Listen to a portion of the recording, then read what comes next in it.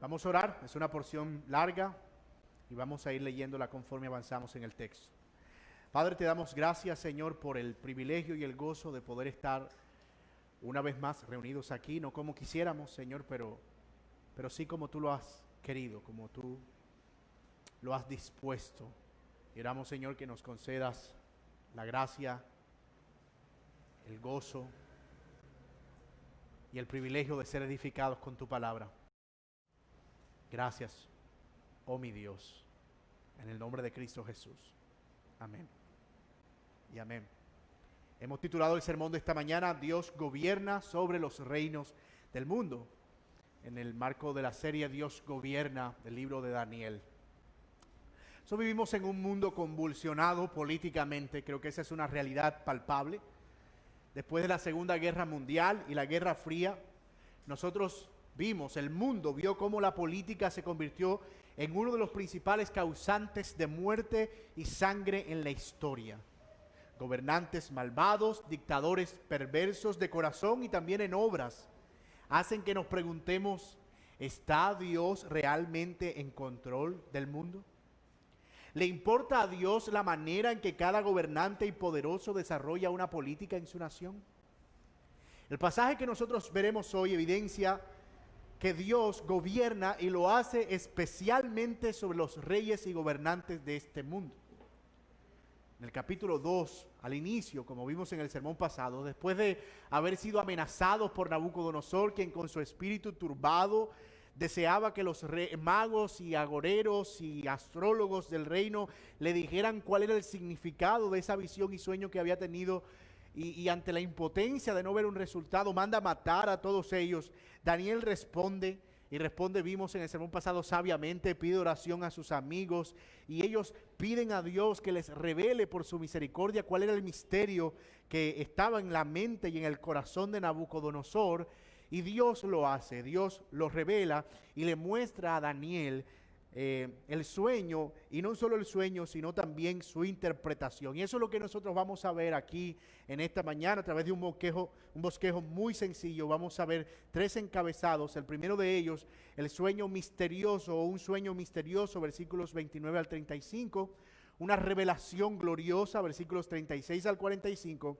Y finalmente, una alabanza necesaria, versículos 46 al 49. El sueño, la interpretación y la respuesta a la interpretación de ese sueño. Así que vamos a ir rápidamente a nuestro primer encabezado. Miren lo que dice nuestro texto en el versículo 29. Estando tú, oh rey, y para tener un poco de contexto, el 28 dice, pero hay un Dios en los cielos. Ese es Daniel frente a Nabucodonosor, donde dejamos el sermón pasado. Un Dios en los cielos, el cual revela los misterios, y él ha hecho saber al rey Nabucodonosor lo que ha de acontecer en los postreros días. He aquí tu sueño y las visiones que has tenido en tu cama. Estando tú, oh rey, en tu cama, te vinieron pensamientos por saber lo que había de ser en lo porvenir. Y el que revela los misterios te mostró lo que ha de ser. A mí me ha sido revelado este misterio, no porque en mí haya sabiduría, más sabiduría que en todos los vivientes, sino porque se dé a conocer al rey la interpretación y para que entiendas los pensamientos de tu corazón. Tú, oh rey, veías, y aquí una gran imagen, y esta imagen que era muy grande y cuya gloria era muy sublime, estaba en pie delante de ti y su aspecto era terrible. La cabeza de esta imagen era de oro fino y su pecho y sus brazos de plata, su vientre y sus muslos de bronce, sus piernas de hierro, sus pies en parte de hierro y en parte de barro cocido. Y estaba mirando hasta que una piedra fue cortada, no con mano, e hirió la imagen en sus pies de hierro y de barro cocido y los desmenuzó. Entonces fueron desmenuzados también el hierro, el barro cocido, el bronce, la plata y el oro. Y fueron como tamo de las eras del verano, y se los llevó el viento sin que de ellos quedara rastro alguno. Mas la piedra que hirió a la imagen fue hecha un gran monte que llenó toda la tierra. Este es el sueño y su interpretación. La interpretación la veremos en el segundo encabezado. Una de las demandas de Nabucodonosor, si lo recuerdan bien, era que los magos y astrólogos le dieran a conocer el sueño para poder confiar en la interpretación. Entonces, si yo no puedo confiar en la interpretación, porque ustedes pueden ponerse de acuerdo y me engañan, pero si me pueden decir sin que yo les diga qué fue lo que soñé, y además la interpretación, entonces yo les voy a creer. Y notemos cómo Daniel comienza su intervención luego de presentarse delante del rey. Él se quita toda gloria y le muestra al rey una vez más que no ha sido por su habilidad especial, que no es por algo particular en él, sino que ha sido por Dios, el Rey del cielo, el Dios del cielo. También vemos que tampoco ha sido su sabiduría, sino el buen deseo de Dios de darle a conocer al hombre más poderoso de la tierra lo que había en su corazón.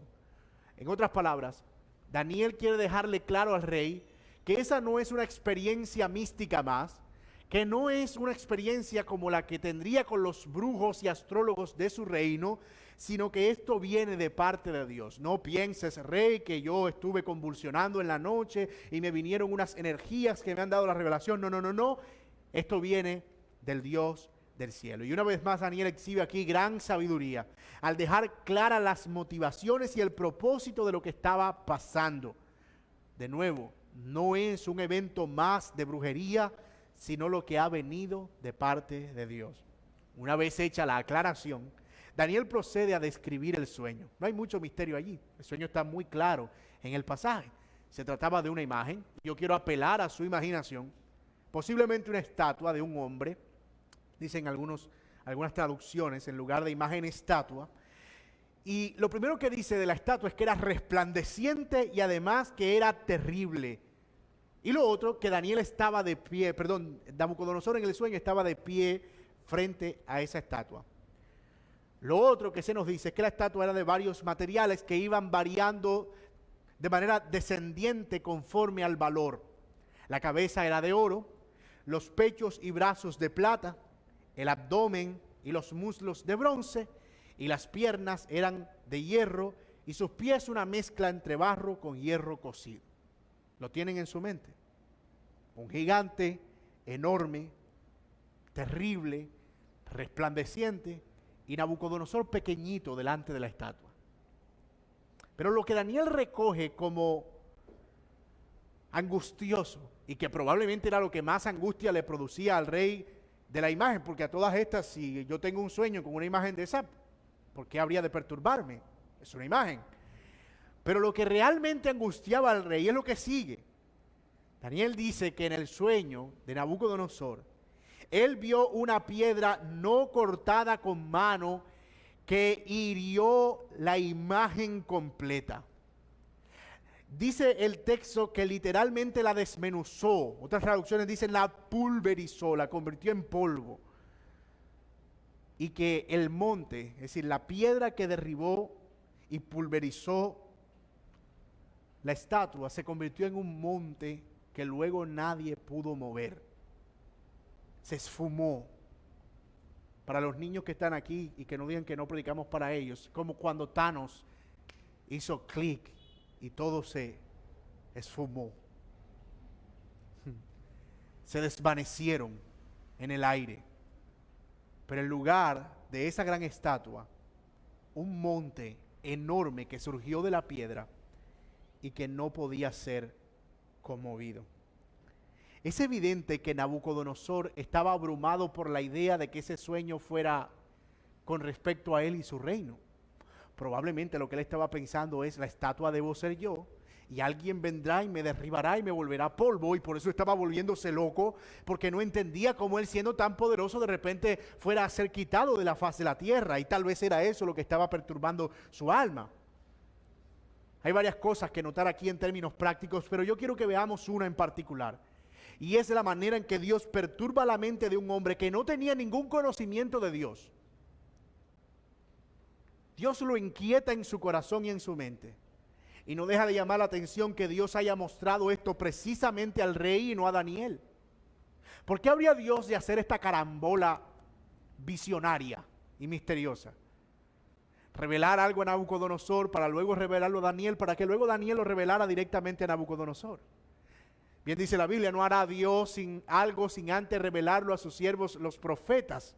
Y surge esa pregunta, ¿verdad? ¿Por qué Dios simplemente no dio esta visión a Daniel? Y aunque el texto no lo dice, en las palabras de Daniel lo que vemos es que parece que lo que Dios quería era usar precisamente la influencia, el poderío y el dominio que él mismo le había dado a Nabucodonosor para extender el conocimiento de él en todas las provincias, para que se supiera que Dios era el Dios grande en los cielos y no los dioses falsos de Babilonia. Y esto nos muestra también, en términos prácticos, que Dios no es indiferente a los gobiernos, incluso cuando esos gobiernos son perversos. Dios había puesto a Nabucodonosor para que fuera él con su poder quien castigara a su pueblo. Como diría Juan Calvino, cuando Dios quiere juzgar a su pueblo, le da gobernantes malvados, hombres endurecidos y soberbios. También están en el control de Dios y hacen parte de su plan, sin que eso signifique que Dios es responsable por sus malas acciones. Mis amados hermanos, este es uno de esos pasajes en el Antiguo Testamento que nos muestran el motivo por el que no debemos dejar de orar por nuestros gobernantes, incluso cuando no estamos de acuerdo con ellos. Faraón fue un hombre duro, pero Dios mostró su gloria incluso cuando él fue juzgado. Y esto parece una cosa difícil, especialmente en días de tanta polarización.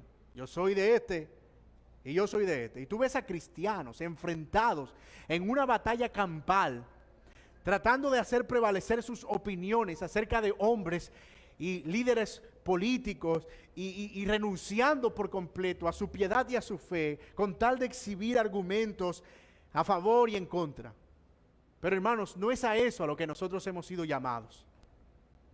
Es cierto que Dios no es ajeno a nuestras opiniones y a lo que nosotros pensamos y que no somos robots y que fabricamos pensamientos e ideas.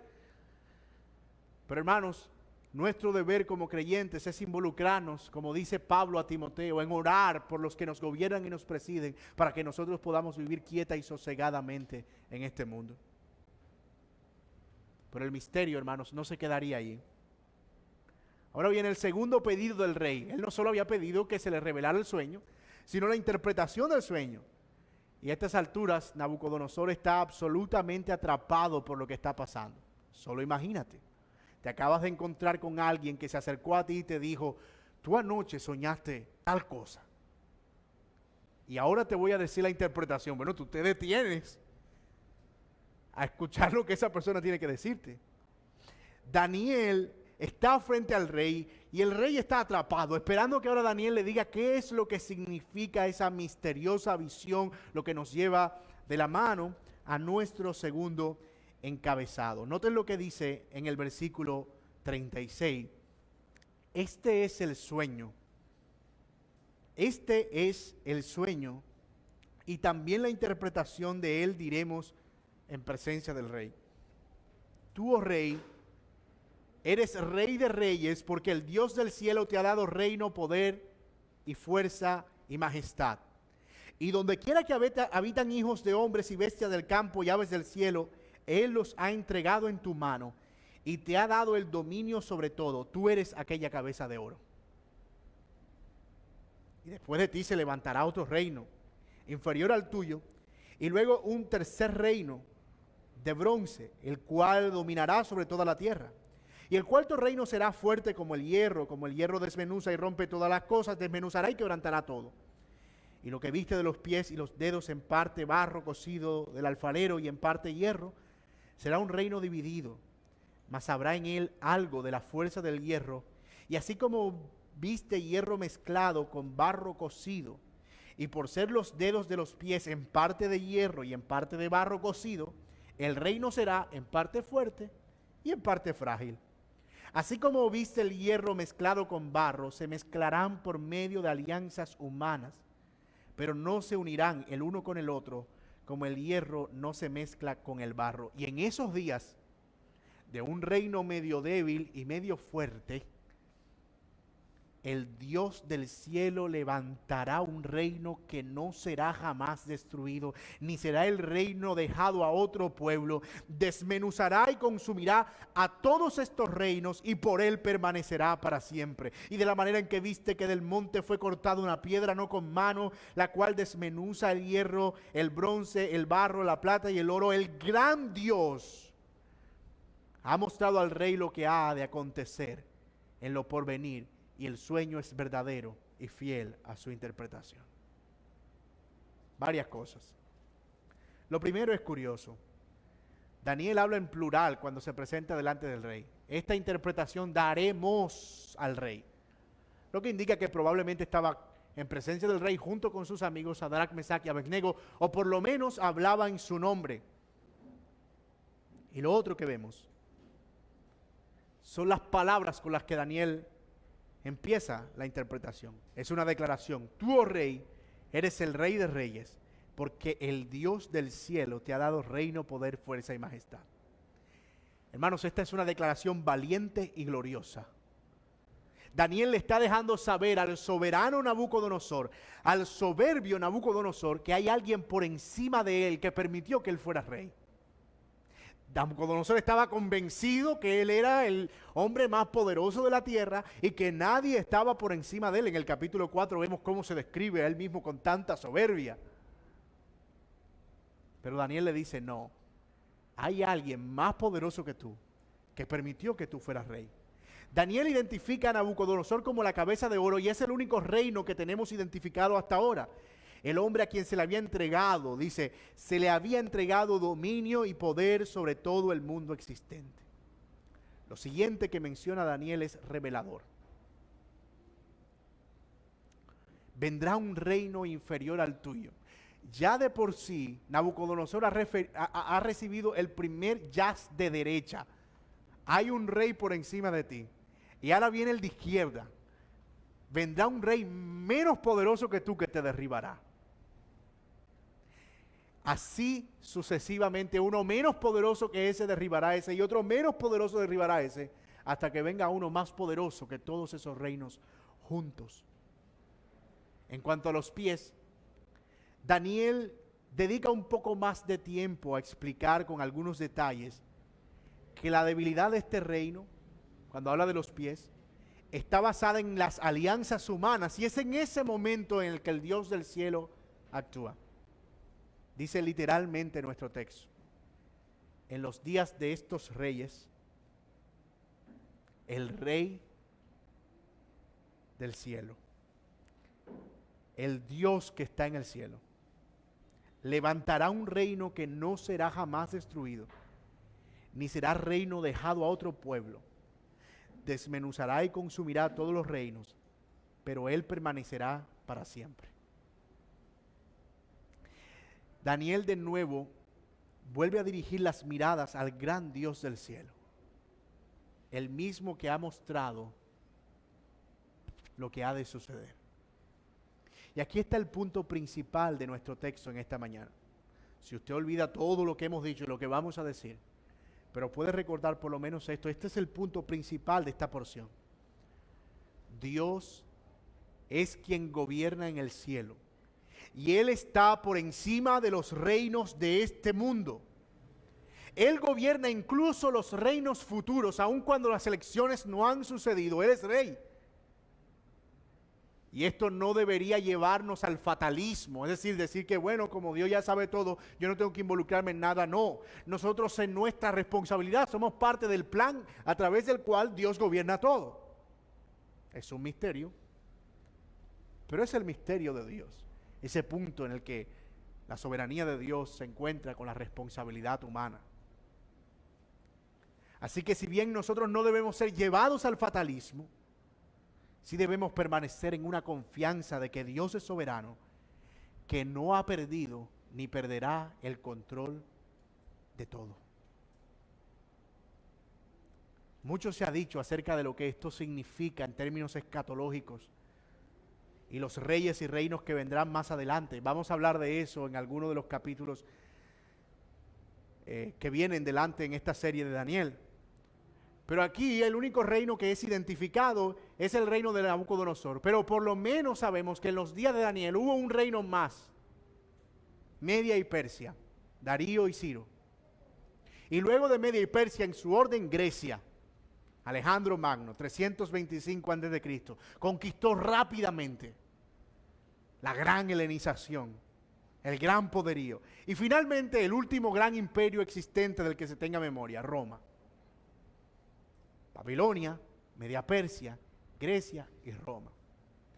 Si hay alguien que dude de la palabra de Dios como infalible, debería leer Daniel capítulo 2 y ver al Dios del cielo 600 años antes de que todo aconteciera. Hay 2600 años antes de que todo aconteciera, prediciendo con lujo de detalles el orden de los reinos, sus características y la manera en que ellos habrían de participar en el desarrollo de la historia de la humanidad. He aquí, mis amados, una de esas verdades que afianzan nuestra confianza en la inerrante y todopoderosa palabra de Dios.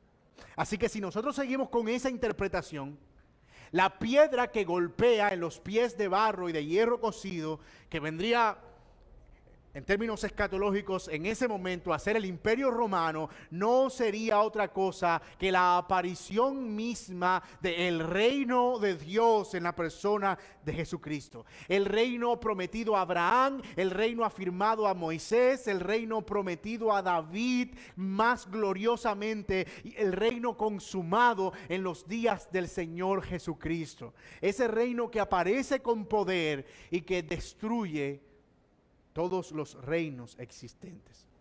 Hay cierto debate acerca de si este es un anuncio de la primera venida de Cristo o de la segunda venida de Cristo, que si la piedra que golpea es la primera o la segunda. Como quiera que sea, mis amados hermanos, nosotros sabemos que Cristo en su primera venida vino a establecer un reino. Él es el Rey Mesías anunciado desde el Antiguo Testamento, que habló acerca de cuál sería el carácter de las personas que habían de vivir en su reino.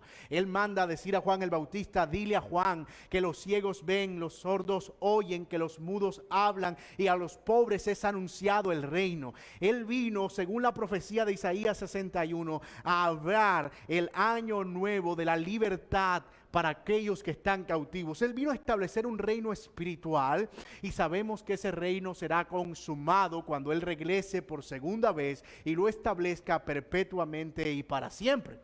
Así que ya sea que veamos este evento de la piedra golpeando en los pies en la primera venida, o sea que lo veamos en la segunda venida, es Dios en Cristo estableciendo su reino en esta tierra. Y mis amados, eso es glorioso. ¿Y saben por qué? Porque en pocos libros de la Biblia en el Antiguo Testamento nosotros encontramos con tanto detalle una promesa tan certera y tan anhelada por los judíos de aquella época. Y eso es increíble. Dios usó un momento como esto y al hombre más poderoso de la tierra para dejarle saber que Él haría venir su reino. Y esta es una promesa en ese momento para un Israel cautivo, angustiado por el futuro, desesperanzado, creyendo que todo estaba perdido. Esta visión es una promesa indirecta para ese Israel. El reino del Señor no ha caído. Su promesa no ha fallado. Él sigue siendo fiel. Solo ponte en el lugar de un judío de la época, ya sea que hubiese sido deportado a Babilonia o que te hubieses quedado en los muladares de Jerusalén. E imagínate que empiezas a recordar todas las profecías y lo que tus padres te enseñaron. Que el reino había de venir, que Dios convertiría a Jerusalén en un lugar glorioso donde todos vendrían a morar, que habría un rey perpetuo que nunca sería quitado. Pero de repente todo se esfuma. Las murallas son tiradas al suelo, el templo es destruido, los utensilios son robados. Ezequiel tiene una visión impresionante en los primeros capítulos de su libro. Él ve a Dios apareciendo en la rueda, en medio de la rueda, y la gloria de Dios siendo traspasada, yéndose de Israel, la esperanza del reino. Tú eres un judío de la época, tu corazón está angustiado y tú dices: ¿y qué va a pasar? ¿Y dónde están las promesas de Dios y la fidelidad del Señor? ¿Cómo puede estar Dios en medio de este caos? ¿Y ahora qué va a pasar con nosotros, una nación débil y desprotegida, cuando Dios era nuestro sustento y era nuestro cerco y era nuestra fortaleza? Y de repente, en medio de toda esa angustia e incertidumbre, cuando un hombre perverso gobierna, Dios aparece y a través de ese mismo hombre perverso gobernando, le dice a sus hijos, a su pueblo, el reino que prometí va a venir y acabará todos los reinos existentes y será más poderoso que cualquier rey y más poderoso que cualquier reino. Mis amados hermanos, esto que nosotros estamos viendo aquí era una promesa impresionante para afirmar la fidelidad de Dios a un pueblo que estaba completamente desorientado acerca de su futuro. Dios habla de muchas maneras y aquí está hablando por medio del mismo hombre que usó para castigar a su pueblo. Varias aplicaciones en este punto, hermanos. La primera, Daniel de nuevo exhibe gran sabiduría y valentía. Acuérdense que es una de las características que hemos estado viendo en Daniel. Él ha confrontado al rey y le ha dejado en claro que su reino va a perecer y que hay un rey por encima de él. A un hombre con un carácter tan voluble como vemos en el caso de Nabucodonosor, pararte frente a él y decirle, tú no eres el rey más poderoso que existe y tu reino va a ser quitado, requería valentía y también sabiduría. Y nosotros necesitamos de esa valentía a la hora de hablar de nuestro Rey y Señor. Nadie es lo suficientemente importante como para que nosotros escondamos el evangelio de Él. Porque a veces somos intimidados por la riqueza, la fama, el reconocimiento, el poder o la eminencia de las personas. Tú eres cristiano, escóndete ahí. Bueno, asisto. Y parece que tenemos escondido el evangelio en el saco de la vergüenza de nuestras vidas. Y nos vemos intimidados, ya sea por otros e incluso por lo que nosotros consideramos de nosotros mismos, nuestra reputación, nuestra dignidad, nuestra identidad. ¿Qué van a pensar de mí? ¿Qué van a decir de mí? Algunos, cuando van a sus trabajos o a nuevos vecindarios o a nuevos lugares, evitan decir que son cristianos para evitar problemas. Pero mis amados, eso no es lo que estamos viendo aquí. A Daniel no le importó si el hombre que tenía frente a él era el hombre más poderoso de la tierra. Él tampoco usó palabras para adular al rey, le habló con respeto y con la honra que un rey merecía, pero le habló con honestidad. Daniel presentó la verdad. Y mis amados, el evangelio es una verdad. Y habrán personas que van a reaccionar negativamente al evangelio y ese no es nuestro problema. Los resultados no están en nuestra mano, están en las manos de Dios. Nuestro deber es presentar ese evangelio a toda criatura. Otra implicación práctica es que debemos considerar nuestro reino como uno que está por encima de los reinos de este mundo. Como mencioné hace un momento, muchos cristianos hoy están divididos por razones políticas. Y podemos tener opiniones, pero nunca perder de vista de dónde nosotros somos realmente. De nuevo, nosotros no somos robots. Fabricamos opiniones o nos las fabrican en nuestra mente.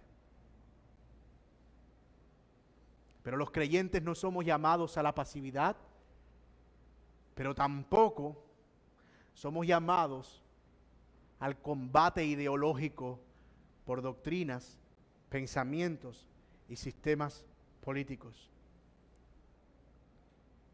Si algo debemos tener en nuestra mente, como decía el Señor Jesucristo, en las cosas de arriba, donde está el Señor sentado en su gloria, la perspectiva eterna de nuestro reino, un Dios que se enseñorea por encima de todo lo que nosotros vemos en este mundo. Los hombres, las ideologías, los sistemas políticos, los ismos que han surgido a lo largo de la historia, todos ellos desaparecerán, serán pulverizados cuando el Señor aparezca y establezca su reino para siempre. No habrán elecciones en el cielo. No es un reino democrático. Es Dios gobernando a los que Él ha creado a través de su Hijo Jesucristo. Pues imagínate eso, ¿no? Un sindicato celestial. Bueno, nos parece que Jesús lleva demasiado tiempo en el poder. Creo que alguien debería hacer algo en la asamblea para resolver el problema. No, este rey gobernará con tanta justicia, como dice Isaías capítulo 11. Y su vara será una vara de justicia y gobernará con tal rectitud que nosotros seremos saciados de esa misma justicia y estaremos completos en Él por la eternidad. Su reino es un reino sobre todo. Y una tercera implicación práctica. Dios nunca faltará a sus promesas, aun cuando todo parezca oscuro. Este sueño fue terrible para Nabucodonosor, pero fue tremenda esperanza para Daniel. Y los juicios que habían venido para Israel, ahora encontraron un propósito en lo que Daniel estaba viendo. Ellos estaban confiando en el Señor. Dios no se había olvidado de su pueblo. El reino prometido iba a venir. Y mis amados, con toda la convulsión que nosotros podemos ver en este mundo por estos días, que tal vez no es la convulsión más grande que hayamos enfrentado, pero probablemente para muchos de nosotros, los más jóvenes seguramente, no sé si hay alguien aquí que haya quedado de la guerra mundial, pero nosotros, aquí los más jóvenes, tal vez para nosotros esto sea terrible. Y ha habido momentos oscuros en la humanidad. Ha habido momentos convulsionados en la humanidad, también de pandemias, también de muertes, también de guerras, también de rumores de guerra, de terremotos en distintos lugares. Pero en todos esos tiempos la promesa ha sido exactamente la misma. Dios no fallará. Su reino definitivamente vendrá, como dice Hebreos capítulo 10, más a un poquito, y el que ha de venir vendrá y no tardará. Pero el justo por la fe vivirá, y el que retrocediere no agradará a mi alma. Mis amados hermanos, si las noticias te han hecho perder la esperanza, y yo no sé de dónde te alimentes de noticias, televisión, las redes sociales, YouTube, si las noticias te han hecho perder la esperanza, por favor, vuelve a abrir tu Biblia y recuerda las tremendas promesas de Dios, al Señor triunfando sobre todo, gobernando sobre todo, y al final estableciendo su reino perpetuo. Lee Apocalipsis, el Señor vencerá. Él triunfará. Él gobernará. ¿Cuál fue la respuesta de Nabucodonosor después de esta tremenda y gloriosa revelación? Pues yo sé que ustedes saben, pero haga de cuenta que no sabe. ¿Qué esperaría que hace Nabucodonosor? Bueno, tal vez uno esperaría, por lo que vemos de su carácter, que podía decirle a Daniel que todo eso era mentira y empezar un plan para matar a todos aquellos que pudieran conspirar contra él y evitar que su reino fuera quitado. Pero contrario a eso, vemos una actitud de él, de rendición y de una alabanza, si se puede decir, lo que nos lleva a nuestro tercer y último encabezado, una alabanza necesaria.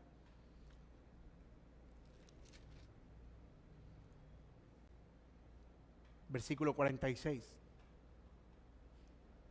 Entonces el rey Nabucodonosor se postró sobre su rostro y se humilló ante Daniel y mandó que le ofreciesen presentes e inciensos. Y el rey dijo a Daniel: ciertamente el Dios vuestro es Dios de dioses y Señor de los reyes, y el que revela los misterios, pues pudiste revelar este misterio. Entonces el rey engrandeció a Daniel y le dio muchos honores y grandes dones, y le hizo gobernador de todas las provincias de Babilonia y jefe supremo de todos los sabios de Babilonia. Y Daniel solicitó al rey y obtuvo que pusiera sobre los negocios de la provincia de Babilonia a Sadrach, Mesach y Abednego. Tan lindo Daniel, ¿verdad? Todos necesitamos un amigo como Daniel, que cuando esté bien se acuerde de nosotros. Y Daniel estaba en la corte del rey. Hay dos cosas que vemos en esta última parte del capítulo 2. La primera, Nabucodonosor se postró ante Daniel y adoró al Dios de Daniel.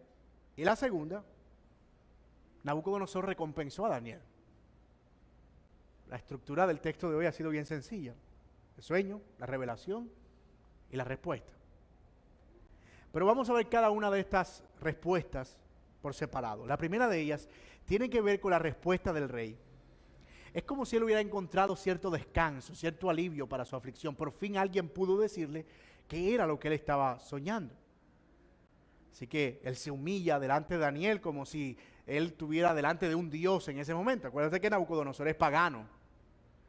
Y para él Daniel en ese momento es un dios. Y el rey postrado delante de Daniel, quien para ese entonces, acuérdense, segundo año del rey de Nabucodonosor, Daniel estaba supuesto a durar 3 años en la universidad. Y Daniel llega el primer año del rey Nabucodonosor, o sea que era su segundo año universitario en la Facultad de Ciencias, Magia, Brujería y Astrología de la Pontificia Universidad de Babilonia.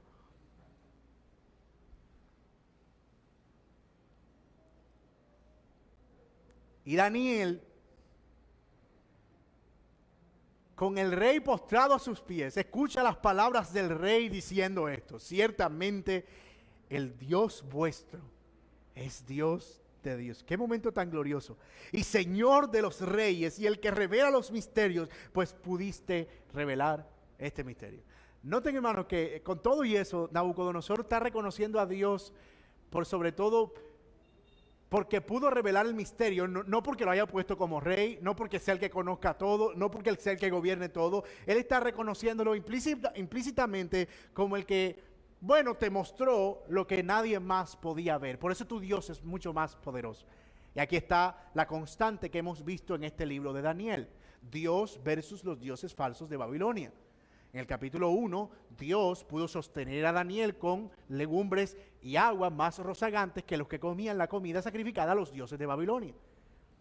En el capítulo 2, al comienzo, pudimos ver a Daniel también mostrándose como el que podía interceder por los magos, mientras los magos no pudieron encontrar una respuesta de sus dioses. Y aquí vemos de nuevo a Daniel y al Dios de Daniel, mostrándose superior a los dioses de Babilonia, siendo el que revela los misterios escondidos. Esta respuesta es la que se esperaría de toda persona que es expuesta a la grandeza de Dios, la alabanza. Pero antes de pasar a emocionarnos por nuestro casi hermano Nabucodonosor, pensemos que más adelante en el capítulo 4 Dios lo humilla en el polvo y lo pone a vivir como un buey precisamente por no reconocer a Dios, sino pensar que todo lo que él había logrado había sido por su obra y por su poder. Lo puso a comer hierba al pie de un árbol por 7 años. Y uno dice, ¿qué pasó? Se parece a aquel que delante de Pablo, ¿verdad? Le dice a Pablo, por poco me persuades a ser cristiano, Félix. Aquí está Nabucodonosor alabando a Dios, emocionado por la respuesta que él acaba de recibir, pero no estamos seguros si eso realmente haya sido una alabanza verdadera. Muchas personas tienden a responder de la misma manera que Nabucodonosor.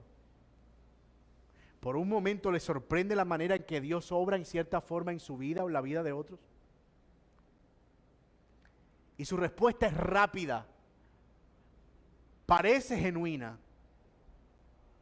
Dicen amén, aleluya.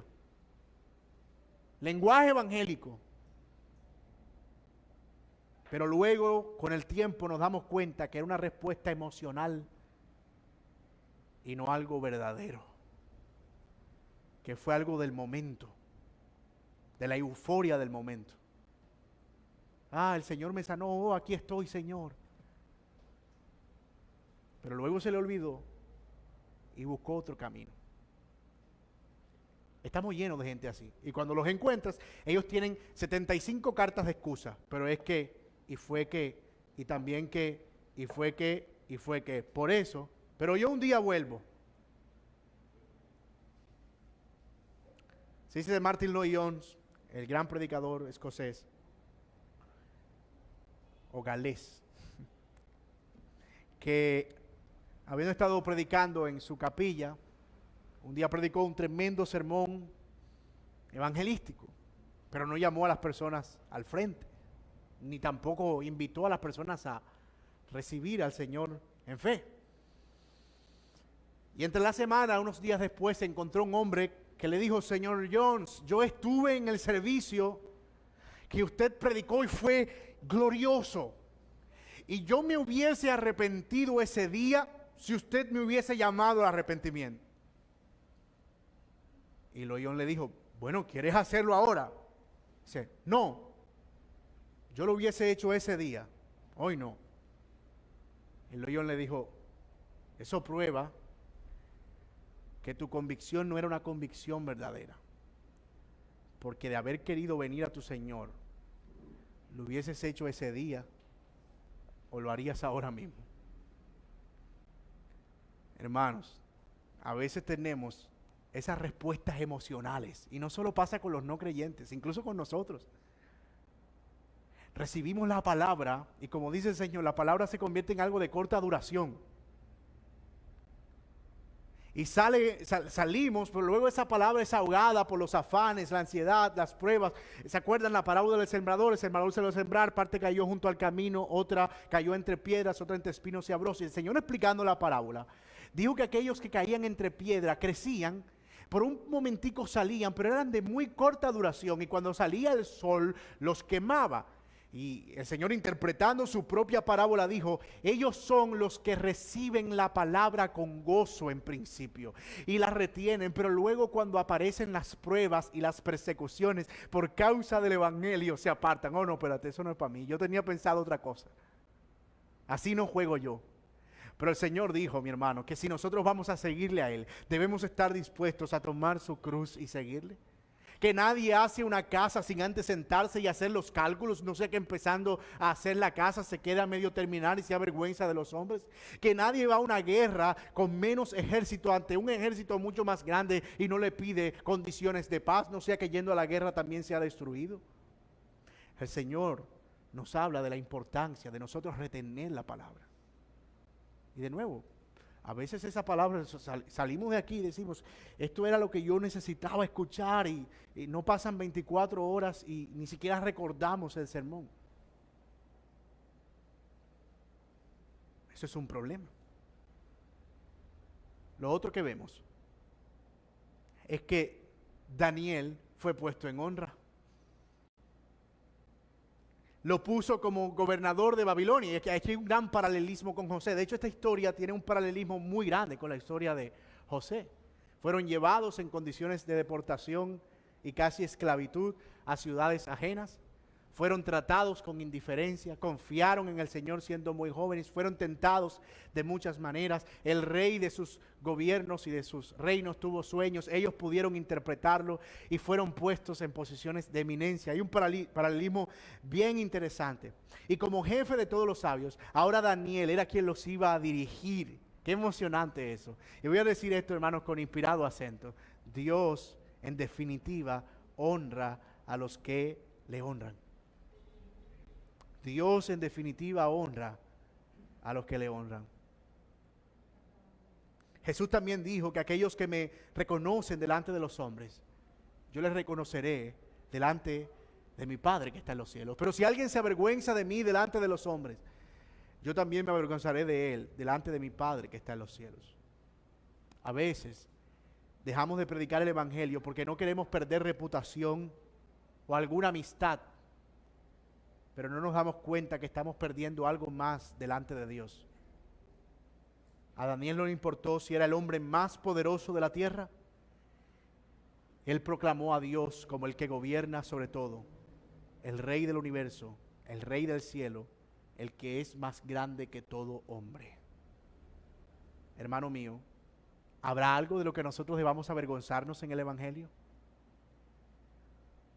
Es decir, ¿qué hay en el Evangelio que pueda producirnos vergüenza? No me responda para mí, pero piense por algún momento. ¿En qué es eso que no me gusta y que quisiera evitar, que no me identifiquen como cristiano? ¿Qué es lo que no quiero comprometer? Y si no encuentras nada, ¿por qué lo hacemos tantas veces? Dios gobierna y gobierna sobre todo, sobre los presidentes, los poderosos, los que gobiernan este mundo. Su reino es un reino inconmovible y a su reino pertenecemos por la sola gracia de nuestro Señor Jesucristo. Los creyentes somos llamados a tener paz, aun cuando el mundo convulsiona. Y la razón es que tenemos a un Dios que ha asegurado el triunfo en su reino futuro. Como cantamos en el primer himno de esta mañana, yo sé que el futuro es suyo. Y por eso yo no temo el mañana. La vida vale más y más solo por Él. Mis amados hermanos, es cierto que nuestros días no son fáciles, son difíciles, pero lo eran más en aquella época.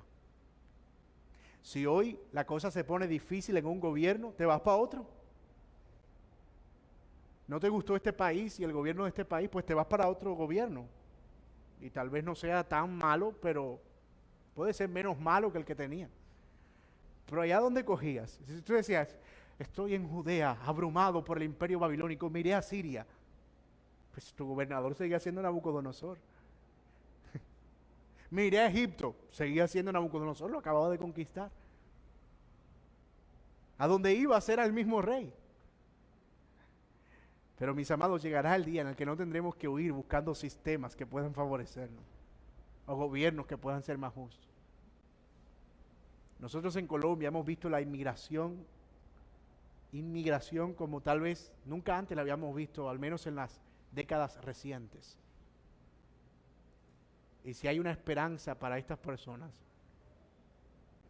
y para nosotros si algún día llegamos a estar en una situación como esa, es que tenemos un reino celestial, una patria inconmovible, una tierra de la que nunca, jamás seremos movidos, donde estaremos por siempre y por los siglos. Y esa es tremenda esperanza que nosotros debemos abrazar con gozo en nuestros corazones. El cielo gobierna, nuestro Dios gobierna. Oremos juntos, hermanos. Amante y buen Dios que estás en los cielos, te quiero dar gracias, Padre, porque hoy nos has recordado alguna verdad que no podemos olvidar. Tú estás sentado sobre el círculo de la tierra y todo lo que quieres has hecho.